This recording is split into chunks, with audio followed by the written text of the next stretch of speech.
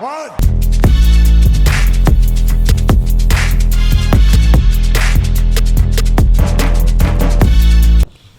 What's going on, everybody? Welcome to the Ash Show podcast. That's your name. You gave it. Yeah, it's the new name. You like it? The Ash Show? Yeah, it's for the Queen. Yeah, I like it. Yeah? Why didn't we think of this sooner? Well, I don't know. The Ash I kind of Show. forgot we didn't have a name for like 2 weeks. Me too. Yeah, So, we have yet to. We're there now, and welcome. The Ash Show. Yeah, while you're here, if you don't mind, subscribe, rate, leave a comment. All those things would be wonderful, and we would appreciate them. Until then, now we got some TLC, baby. TLC. We just got done watching it. It's been a long Sunday night of some wrestling. A long night. Man, and it...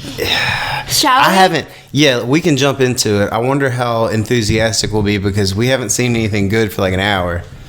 An hour? It's been like an hour since there was something on the TV that we were like interested in. Oh, the Daniel Bryan thing. Right, Yeah, so- more on that. Oops, spoiler. Yeah, hey. Oops. Yeah, don't listen to that. Let's get it. Okay, so shall we start with the pre-show? We see Humberto. Wait a minute. What? We didn't say who I am. Jared? Well, you have to read what's written on the card like every good ring announcer. What? So, if you don't mind, I gave you an intro. So, do you mind? You want to read that? Yeah, it's for my gimmick. Okay. All right, here you go. Just read that real quick. What the hell? Just that top one. My co-host, the muscle, the hustle, the power, and the glory. He doesn't care if the express is at midnight or playing rock and roll. He just loves a good train. Jared. Thank you. You could work on that. That'd be... You're so stupid. That'd be great. So anyway, yeah, let's get it. Pre-show. Okay, we see Humberto Carrillo take on Andrade. And it looks like during this, Andrade had a really nasty cut by his eye. I only really mention this match because Humberto Carrillo beat Andrade once again. He beat him last week on Raw, and then there seemed to be more dissension between Andrade and Zelina Vega. So I don't know, are they teasing a split or what's going on? I don't know. Imagine being in a situation where you need your next Spanish star. You give Rey Mysterio a United States title that he really doesn't deserve. You push Humberto, and all the while you have Andrade. He's the guy. Yeah, no, I thought they were supposed to push him. I guess because he's a heel and it's working, they won't. But that's your superstar out of this group. I hope they don't split up Zelina and Andrade, honestly, because they work so well together. I think that'd be a mistake as well. Oh, yeah, for sure. All right, shall we get on to... Oh, one thing about the pre-show. What? So I was watching earlier, and Booker T's got this new thing now where, like, he doesn't even know where he's at. He's just talking. Because he's got a podcast. Yeah. He's on these pre-shows. He's got the Fox show. Backstage. So at this point, he was, like, talking about something. He literally goes, a rumba-dumba jing-dong. You know what I'm saying? And nobody knew what he was saying. Well, I don't think many people were watching. Well, thank you God. know, a rumba-dumba ding-dong. All right, so let's talk about the main show, kicking off with the New Day versus the Revival for the SmackDown tag titles. Now, this is a ladder match, which I had no idea it was a ladder match. Didn't either. I don't know if they advertised that or... But at first, you see, it was going to be my bathroom break match because everybody knows how I feel about the Revival. And a lot of people don't understand, but, I mean, that's just my overrated opinion. So, through this match, Kofi did some cool reversals throughout, but according to Michael Cole, the Revival were destroying the New Day. Michael Cole had some moments tonight, man. He had a lot to say. We're gonna go over some of those tonight. There was also a really cool part where Big E speared Dash Wilder through the ropes and onto the mat outside of the ring. Big E also, let's talk about that ladder spot that Big E got. Would you say got put through or? Yeah, it was kind of a gimmicky ladder. They went for the Wasn't it a suplex to get Big E through the gimmicky ladder, and it didn't break because his shoulder just kind of grazed it, so they set him back up and hit a splash, and then it finally broke. Yeah. There's just a lot of moments like that tonight. Yeah, throughout the night. But typical ladder match for me, the heels took over. They usually separated the faces. They would take on the New Day one-on-one, and then the faces would get a little bit of a comeback until finally the ending where everything kind of went down. But nothing particular that I can remember to say about this match. No, it ended with Scott Dawson going for the titles, but Kofi hitting him in the head, and then Scott Dawson falls off the ladder and Kofi retrieves the titles. So, we've seen a lot of ladder matches throughout our wrestling watching years, and this one, I would give it probably a 6 or 6.5 out of 10. Yeah, it sounds pretty fair. It wasn't that great. I mean, if you missed it, you didn't miss much. Next, we have, this is a Jared match, Aleister Black versus Buddy Murphy. And I haven't been invested in this feud at all, really.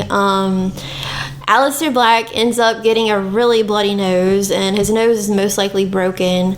This match had lots and lots of kicks, and I'll let you speak on this more. Yeah, it was very kickboxing oriented. There was a lot of spots where instead of working a body part, they were just working like the knockout punch. Right. It was pretty cool to see. Really awesome transition where there was a kick to the gut, a spinning kick to the gut, knee stomp, and then went for a big knee, and then Aleister turns that into his finisher, and it was just really quick paced.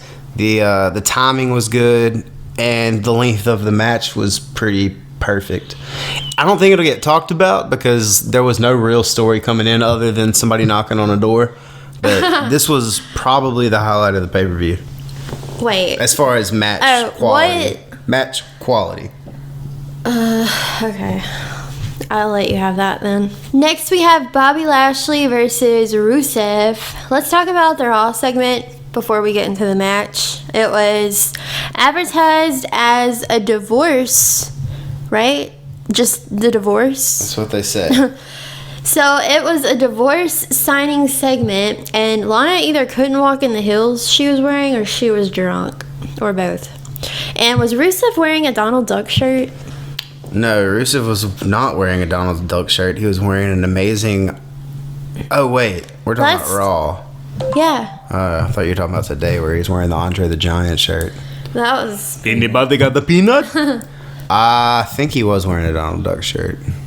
Yeah, so Rusev says he will sign the divorce papers if he gets a match with Bobby Lashley. Lashley comes out looking juiced and jacked. Also, I can't take Rusev serious wearing the t-shirt he was wearing. Tell them what you told me Rusev is starting to look like. Like he's trying to sell you some cell phone accessories in the mall. Like his hair is starting to thin out, and he's got some gray going, and he looks like all the spirit in his life is just drained out of him. Yeah, like in the Blazers. Yeah, they're so tacky.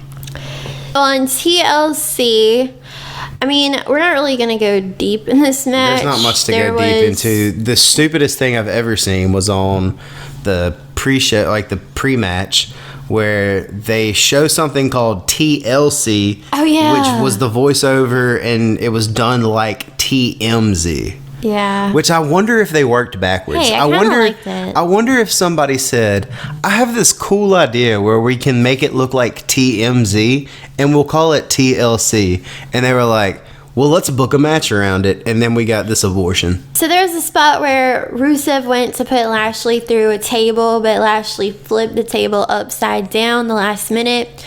Pretty clever. And then Lashley also jumped over a table to avoid it and just showed his pure athleticism. Rusev went and picked up a steel barricade and hit Lashley in the head with it. Lashley then slammed Rusev in the steel barricade and it bent in half. These guys are really good at throwing each other through everything but a table. At the end, Lana gets involved and distracts Rusev. Then Lashley spears Rusev, and the table does not break. So he had to slam him into the other table. Yep, just for the win. Just the perfect ending to this story. So the spear was supposed to break the table, right? I think the spear was supposed to break the table, but unfortunately the table was set up to where instead of leaning on the turnbuckle, the legs were stuck on the top rope. So Bobby Lashley was going to have to pick Rusev up and then fall forward, and he just missed. Gotcha. Yeah, so that was that. It looked sloppy. Should we talk about what happened between Rollins and Kevin Owens? Since, we won't really be talking about last week's Raw. Yeah, because this is kind of the part of the pay-per-view where they did spend a little time on repackaging this. Yeah, so they recapped it where Rollins attacked Kevin Owens and aligned himself with AOP. Now, here is my problem. Why did they obviously tease this for a couple of weeks where you expect it or anticipate it instead of it just being a complete and utter surprise that Rollins attacks KO and turns heel? I like that Rollins is heel now. I like that he's with AOP. I don't like the way that it was executed. Yeah, this seems like a diet version of the Bret Hart heel turn when he was against America and the crowd, right? So it was like, I'm not the bad guy, you guys are the bad guy. He even came out on his promo after the attack and was saying things like, hey guys, I tried. Yeah. We used to be cool, yeah, and something happened along the way, and y'all wouldn't accept my word and my truth for being my truth, and here we are now. But I agree with you. It just seemed lazy. I think I tweeted out our oh wow moment became a yeah duh moment. Mm-hmm. And it's early, so I don't want to complain about it and say meh. But if this is the direction they're going to take, you're going to have to wow me now. You've already kind of slowed down the process of me being excited about this heel turn or Rollins and Owens. And I'm certainly not rooting for Owens now after everything. It's not like the tide's changed and now I'm against Rollins and I want Owens to kick his ass, which is what you should be going for with this good guy, bad guy scenario. I'm just kind of meh about it. But how come? I don't know. There's just, why would I want Owens to beat up Rollins? Do I even trust Kevin Owens? He's put me through a lot of things as a fan. Do I really care that somebody's treating him this way? He's treated a lot of people this way. It's just, why do I care? Oh my gosh. I don't know. I think it'll get better.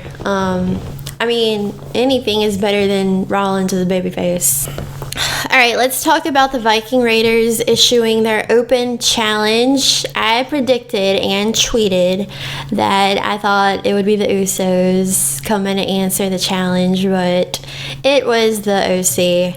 And they came out with their best tag team in the world trophy. Me and Jared weren't paying a lot of attention to this match because we had a roast cooking. But yeah. There wasn't much to see anyway. I watched this match and it was a typical 8-minute match with 4 guys that their style really doesn't work out too well. The one thing about this match that is that you can remember is that it was brought to you by KFC. Yeah. And there was a table outside where 4 people were eating delicious family meals from KFC. KFC, please eat our chicken. That promo. So yeah, this was an hour into the pay-per-view, and okay, let's not lie, it wasn't great, but the best matches are yet to be seen, or so. That's what you thought. That is what we thought. Or so we thought. That is what anybody thought. So next we see Corbin versus Roman, and I want to talk about the go-home episode of SmackDown. We see Baron Corbin fight Kofi Kingston, which leads to none other than a tag match between Corbin and Ziggler versus Kofi and Big E. So it was a pretty long match on SmackDown, and afterwards they cuff Kofi and bring out the wet dog food, only to be interrupted by Roman, who punches the security guards and takes everyone out, and then puts Ziggler through the announce table. So after seeing this on the SmackDown Go Home show for TLC, I thought that, seeing everything, the feud that they built up with this was pretty good, because it has been going on for quite some time, and they had animosity towards each other at Survivor Series, and then all of the dog references were funny to me. The dog food spot, and CM Punk even said this on Backstage, I don't know if you watched, but the dog food they poured on him was the icing on the cake, because if you do that, it just proves like you're the ultimate bully heel, and it's what dirty low-life heels do. So believe it or not, that was something CM Punk actually liked, which nobody expects. I get like that 80s vibe of this story. Yeah. But what doesn't make sense is that Ziggler joining Corbin in the first place just because he says he's the king. Like, and I can get... What else does Ziggler have to do? But just give me a reason to not do this right here, where I'm like, this is just obviously made up. I don't know. It never this never did anything for me, and I needed the match to be good, which I said they're both great workers. I expect it to be good. I thought it was going to be good too, and like the feud really had Baron Corbin growing on me. I was not a fan at all, but after seeing him in this feud, he kind of has carried this feud, in my opinion, with like his promos and everything, and then his matches aren't that bad. I mean, he's a decent worker. You did the best with what you've been given, boy. Yeah, so now on to TLC. So a bunch of men go up to Roman. He is Corbin's security guards? That's what they said. Which I hated that. That was the worst part of the entire match. Also, do better at hiring security guards. These guys were right? 5'9", 145 pounds. Yeah, that's a good point. We immediately have action outside the ring with Roman came out looking mad as hell, rightfully so. Corbin ends up hitting Roman with a can of dog food and sends him through a table. And like I said, we have a lot of Michael Cole commentary, and this was a real question. He asked, will the can knock off Roman Reigns? As Roman's getting pinned and the referee's counting, Michael Cole says, will the can knock off Roman Reigns? Yeah, that really got me. So Corbin ends up on the announce table going for a power bomb, but Roman reverses and gives Corbin a Samoan drop through the other announce table. So the crowd at this point, they're really trying to get them holy shit chants going, but we're in Minneapolis. Don't forget. It's not only that. What? Was that a Hill thing to say? No, because shitting on Minneapolis. Well, it's easy to shit on. But the thing is, like, we've seen all these spots, and these were all safe spots. Right. It was, hey, we're going to take a bump on the announce table. That does nothing for me anymore. Because that announce table is so fabricated to look like a safety feature. Like, when you take a bump, there's a huge pad. It just kind of falls apart like a box, like a Lego table or something. It just doesn't do anything. There's not that crackle of the wood anymore, and you don't see like the edges of the table. So the set that they kind of pulled off and the spots that were setting up never gave me any kind of reaction. I mean, yeah, I agree, but what else could they do? There's only so much you can do that's not a repeat. No, I mean, I hear... No, that's not true. That's not true. What? You can come up with something. Go watch shit from Japan.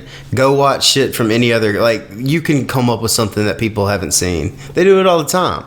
Okay. But now you can't. And, like, they'll just call straight up. They'll be like, table spot. We'll use the announce table.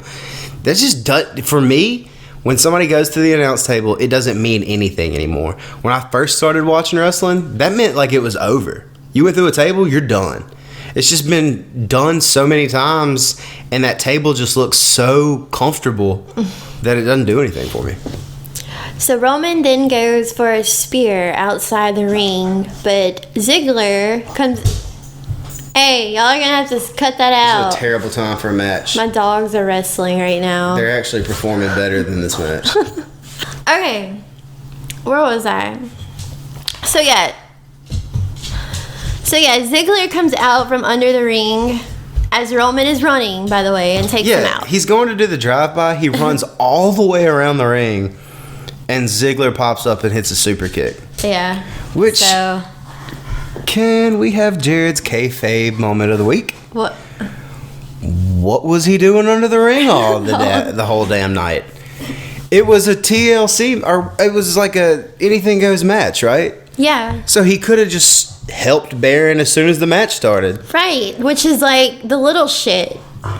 And he just comes out from under nowhere, but he just pops up out of nowhere, and instead of saying anything about it, they're just like, oh, there he is. I don't know, man. Yeah.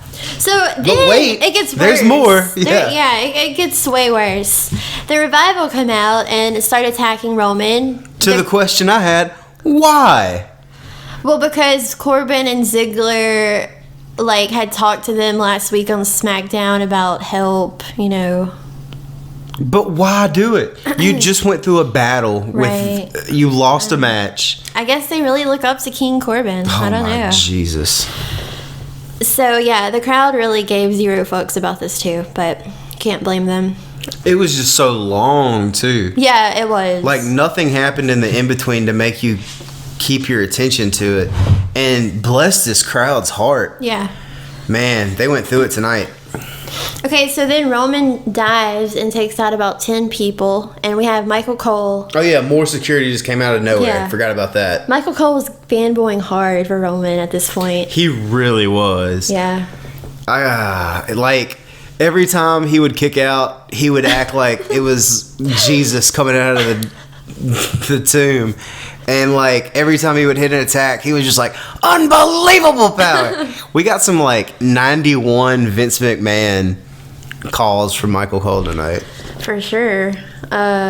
So Ziggler then takes out Roman with a chair. Baron Corbin gives Roman an end of days on the chair and pins him. And then Michael Cole is really disgusted. So this match... I think he was like, this is disgusting. No, yeah, he did. He was like, this is how disgusting. He did. Bless him. So yeah, the match I would give a 6 out of 10. You're fair. Yeah, that's generous. Okay, shall we talk about the best... You wouldn't say match, right? But the best part of the night, I'll say. Miz versus Bray Wyatt. So let's recap SmackDown, what happened for the Go Home show. We see Renee Young interview The Miz from his home. And Jared has a lot to say about this. He says he still hasn't seen or heard from Daniel Bryan. And Renee asks Miz why all of a sudden he cares about the well-being of The Miz.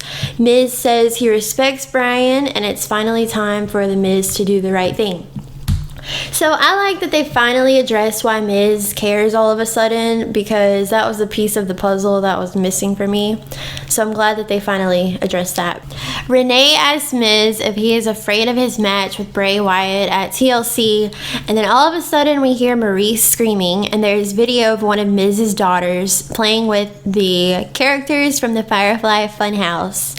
So Miz and Maurice race up what seems like a million stairs.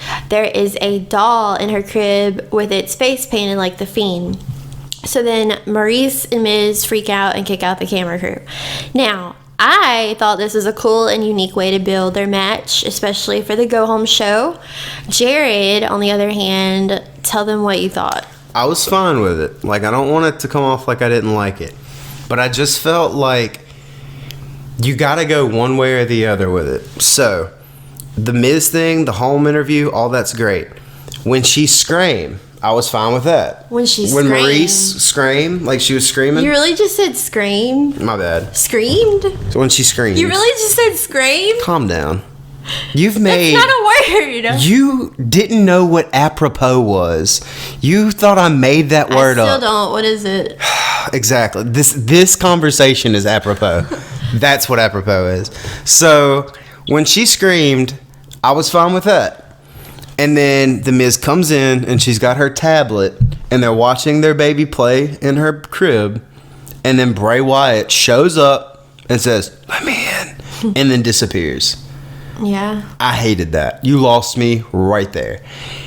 If she would have just screamed, like, had it out, he would have got up, ran to the bedroom, and the toys were in the crib, and she was holding one and saying, "These weren't here 2 seconds ago. These just showed up out of nowhere."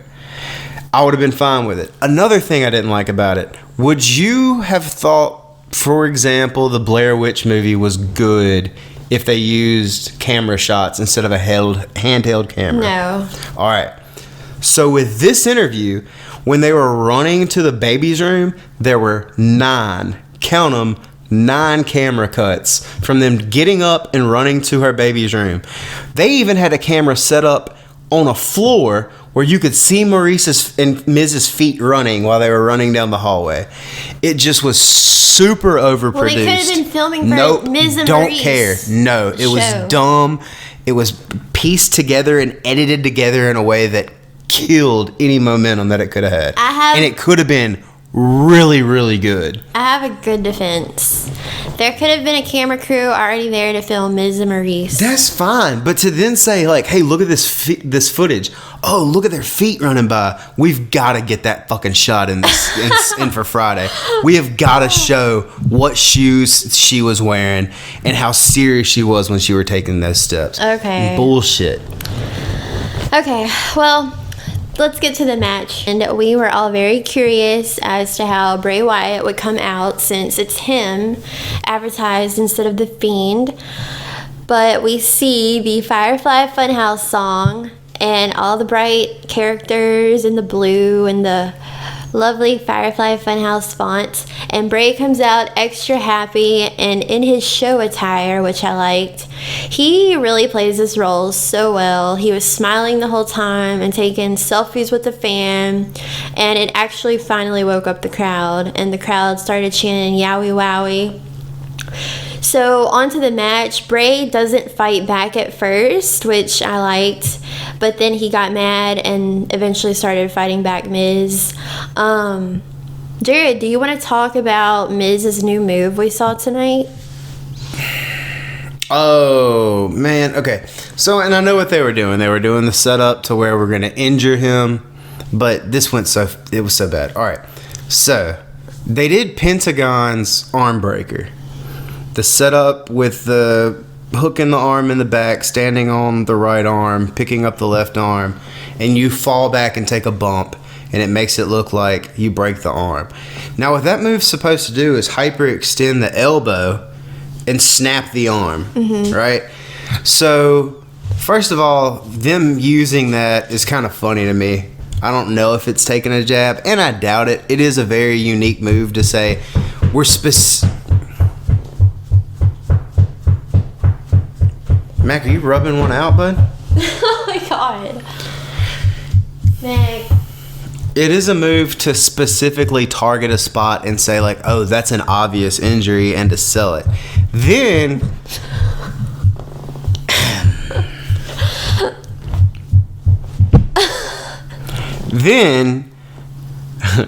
then Bray Wyatt runs outside and runs into the barricade multiple times. My dog is scratching his ear. He's the worst. The worst. Mac. Come on. So then Bray runs outside, hits the barricade multiple times, and they say, oh, he separated his shoulder and he's putting it back in place. Well, the finisher, the move was set up to dislocate around the elbow joint, not the shoulder. So none of that made any sense in this kayfabe world I try to live in. Well, I mean, I didn't notice, so it seemed like Miz was getting a lot of offense in, but then momentum shifts after Bray gets in a sister Abigail, And then after that, Bray starts smiling again. He then gives Miz another sister, Abigail, in the ring and wins. So, for a note, just now that this is over, Bray was acting completely different than any Bray we've ever seen tonight. He was coming out, he was shaking hands, he was taking selfies with the crowd. Yeah. He was telling Corey Graves he was very excited about tonight.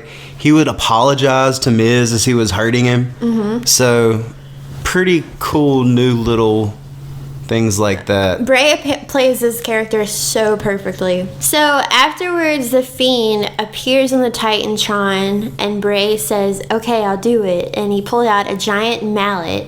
But then the lights go down, and Bray gets really excited because I guess he thinks the Fiend is here. So the lights go down, and we see Daniel Bryan appear, and he's wearing a hoodie. He hits Bray Wyatt with a running knee. Oh, you're doing a terrible job. Me? Yeah. Why? Because it's not only the hoodie he's wearing, it's how it's being worn. It was a maroon hoodie. The hood was up, the zipper all the way up. Do you not understand this reference? The American Dragon is back. Well, yeah, whenever he revealed himself and revealed his haircut, that was a really cool moment. The hair is cut, the beard is gone. He looks like 20 years ago when he was in Ring of Honor and people were screaming, "You're going to get your fucking head kicked off."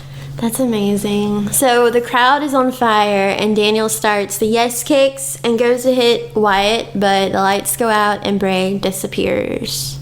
So that was the best segment of the night, hands down. Kayfabe question of the night number 2. What were Dolph Ziggler and Daniel Bryan doing under the ring all night? Just chilling? Eating some dog food? That's a good question. We ever find out whose arm that was? Dolph Ziggler did used to date Nikki Bella. So, yeah. Maybe they were just talking about sex with Nikki Bella. Oh my gosh. So this is another question. Do Brie and Birdie get involved? They have to, right?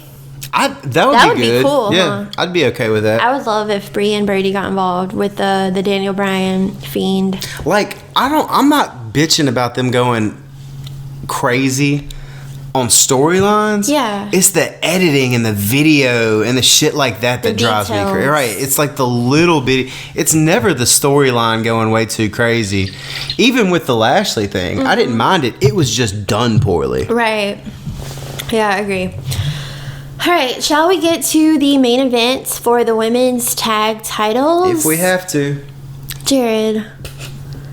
Hey, I think you have a problem with women main eventing matches. No, and you know you my didn't love. watch this. You didn't pay attention to the Survivor Series triple threat, which I admit that one was pretty shitty. Actually, so was this one. It just was. I wanted it to be so good. I agree with you. I totally agree with you. I wanted it to be match of the night. Hell, I wanted it to be match of the freaking year. But it was just all over the place. And I mean all over the place. So let's talk about the Go Home Raw. So we see Charlotte ask Becky for her help to defeat the Kabuki Warriors. At first, Becky declines, but then after her 2-on-1 handicap match where she was put through a table after Kairi Sane dropped the elbow to her, she told Charlotte she accepts. So I just want to say... that moment on Batman vs. Superman where they both realize their mother's name is Martha. And they're like, we need to be on teams. We've been fighting each other for so long. I've never watched that movie. Spoiler alert, don't watch it, it's terrible. So yeah, on Raw, after Becky was put through the table, she no-sold the shit out of that.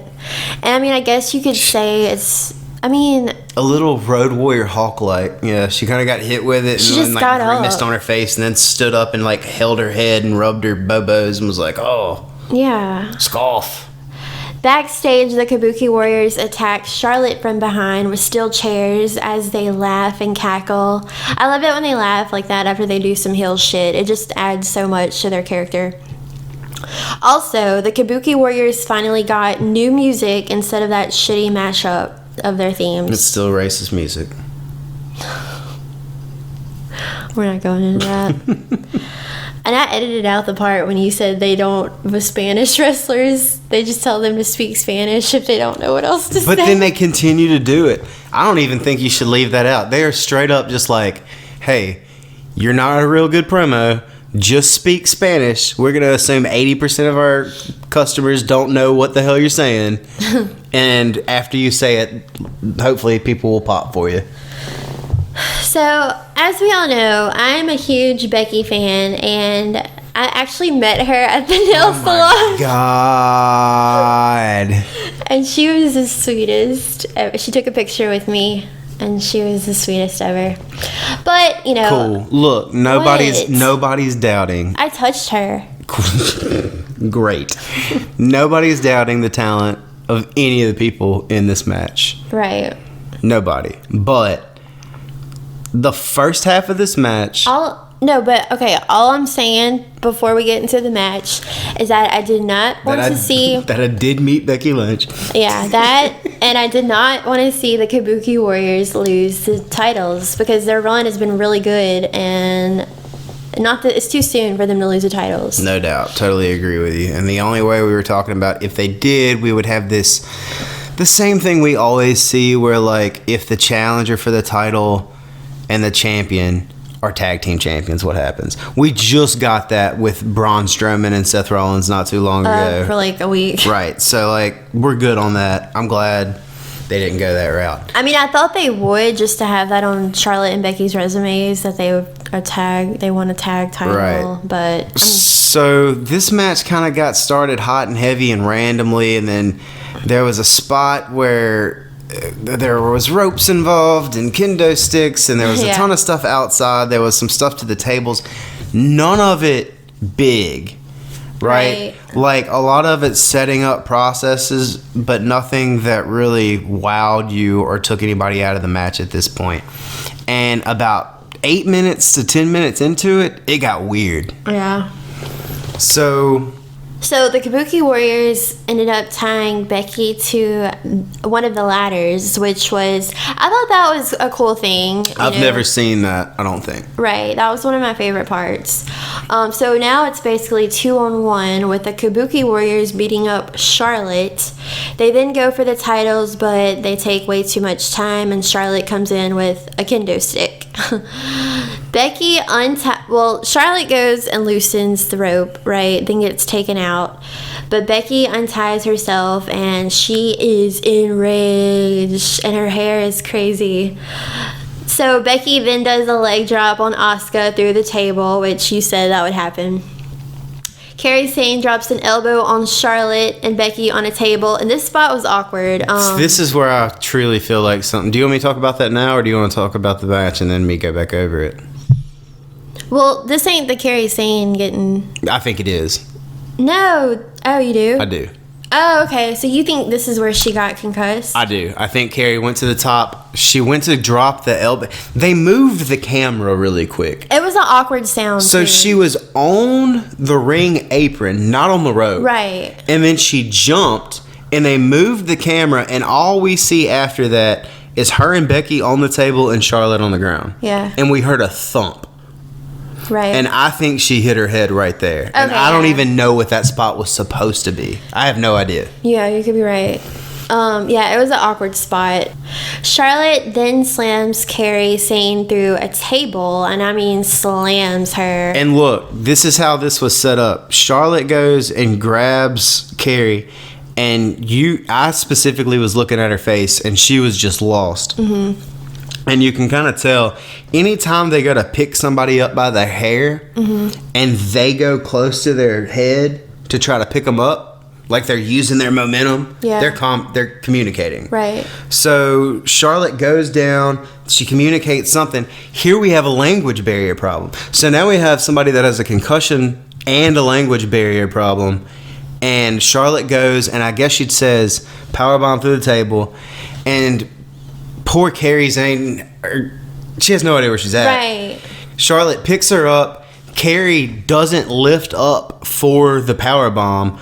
She sandbags her, and Charlotte has to just muscle her all the way to the top, mm-hmm. and then drop her into the table. Yeah, And before that, they were setting up for the spear spot. I don't know if you talked about that.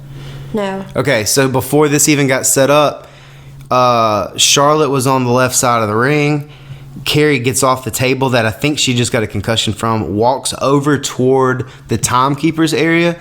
Charlotte was supposed to hit the spear through the timekeeper's area, but Kairi was out of it. And Charlotte goes for a spear and just kind of runs into her. Yeah, that did look awkward. You could tell right then something was wrong. I know what you're talking about now. Yeah, so, okay, we don't know for sure if Kairi has a concussion, but... I'm 99% positive she has a... I just saw it in her eyes. I've had one. I've seen that look. She had a concussion. It's pretty clear she's not in her right mind. There's another spot right after this where they start getting into the ring, and she's just very like her arms. Asuka goes and talks to her, and you can tell Asuka throws all the things on Charlotte and Becky: tables, chairs, kendo sticks, ladders, everything. She just stacks it on top of her. Yeah. And she goes and talks to Kairi, and you can tell that she's like, "I've got you. Just follow me." So they put the ladder in the ring. Asuka goes up. She says, "Kairi, you just stand here and you watch. Make sure nobody comes and gets us." And Michael Cole or whoever is on the mic goes, "Oh, she's guarding. She's guarding the ladder." And then Becky and Charlotte come in with chairs, and Kairi Sane literally just runs away, like she was scared. Yeah. If you watch, and I think truly in her head, she probably was scared. Because when you get a concussion like that, you don't know what's going on. You're out of it. And I think she was kind of just like out completely. So Becky goes over to her, hits her with a chair, rolls her outside. That's the last you see of her. And I think Becky just probably told her, stop, just sit. Man, you are Alex Jones and some shit. No, today. I watched the whole thing because to me, this was the most compelling part of the match. Yeah, I mean, I hope she's okay. Prayers to... It looked bad. Like, she didn't know where she was. Prayers to Kairi Sane.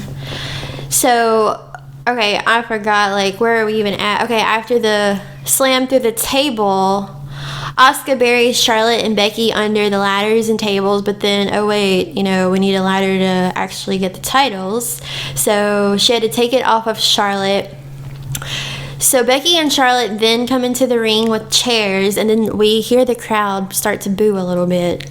Asuka then slams Charlotte and sends her through a table. And did you see this where it looked like Charlotte hit her head? Yeah, I think Charlotte's beat up in this too. Yeah, for sure. Kairi Sane looks like... Okay, all right, we already talked about that.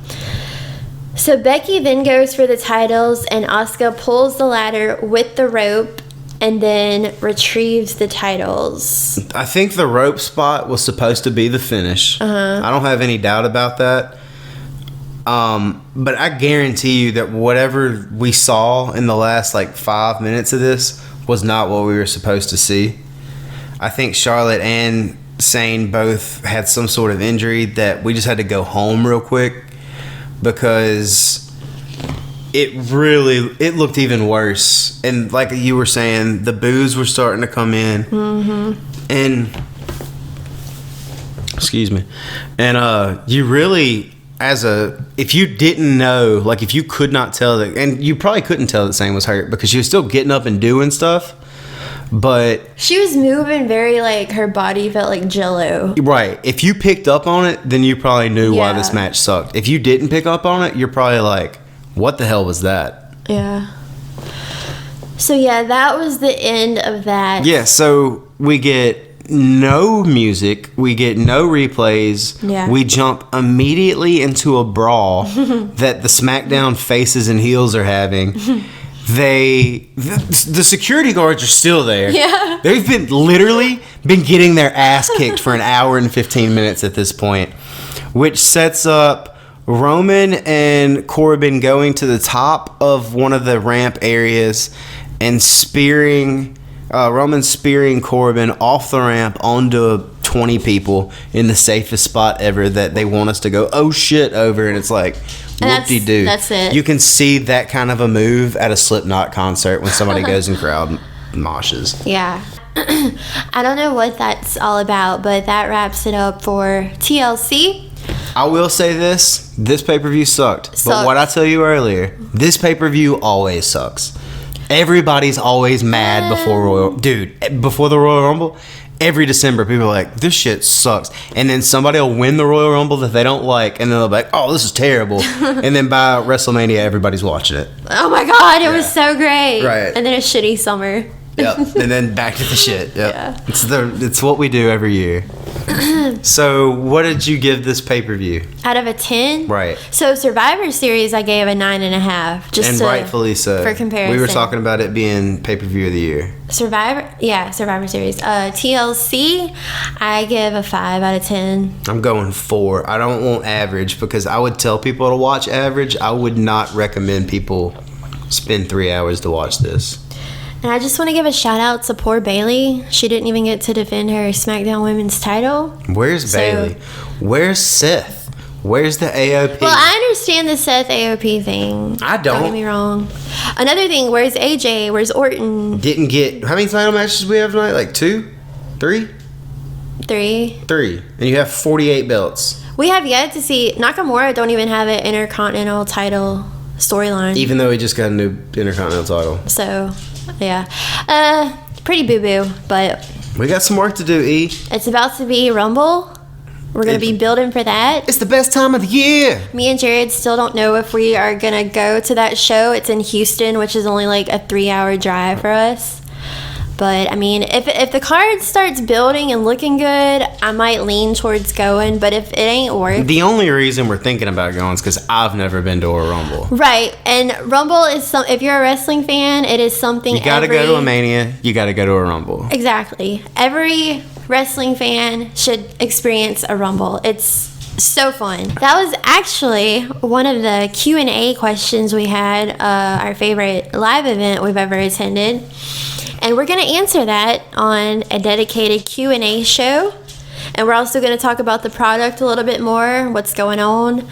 This will be a little bit more personal of a podcast. Right. Versus going over some news. Exactly. So be on the lookout for that. And if we don't talk to you before Christmas, we hope everyone has a Merry Christmas, Happy Holidays, Happy Hanukkah, all that jazz. And don't forget... Our name is The Ash Show. The Ash Show. Please rate. Please leave a comment if you don't mind. Thanks for being 5 stars.